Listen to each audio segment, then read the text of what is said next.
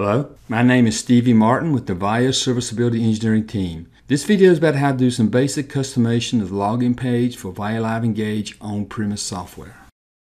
For customers that have the on-premise software version of Avayalive Engage, there are some basic modifications you can make to customize your initial login page to the site immediately after installation. These areas are the header, the quick links, and the footer sections of the login screen. If you want to do more invasive modification of the initial start screen, then you should talk to your Avaya representative for more information prior to doing this. If you have administrative privileges and you log into the on-premise software desktop, the base HTML files are located in the W drive under web.alive, system ID, which for this example is number 1, the folder web, the folder HTML. The files we're going to look at are index.html and indexnoprompt.html and quicklinks.html. The difference between these two files is the no prompt will require no prompt when you log in. You go straight in as an anonymous user. The index.html require login. The index_fr is for the French language. The index.off is identical to the index.html.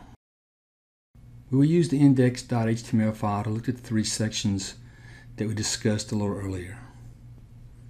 The first section we'll take a look at is the WA logo. We'll change that to a quick PNG file I put together just to show a change.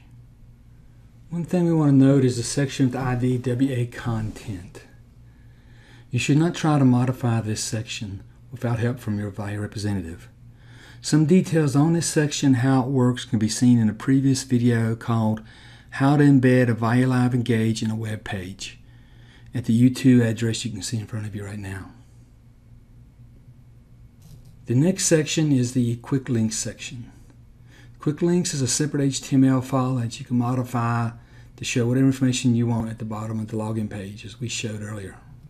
And at the very bottom of the page, you have your footer. You can change this footer to point to your own home page or contact information, or as recommended, you can leave these at the default to point to Avayalive if any users of the environment want more information on the product. In this particular example, we changed the logo at the top and we made a minor change to the contact information in the quick links section. In your on-premise software environment, you can set this up to fit whatever your customer demands may be. One other thing I want to note here is we've been using the name of the product as Avayalive Engage, and you've been seeing web.alive throughout. For release 2.5, the name of the product was web.alive, and that name was changed for release 3. There are still areas in the code, in the folder structure, to say web.alive. These will be changed in the future, and that does not invalidate this video. It's just to be a change to this folder structure and naming conventions you may see. Thank you for your time today. We welcome comments, questions, and feedback at mentor@avaya.com or on Twitter at AvayaMentor.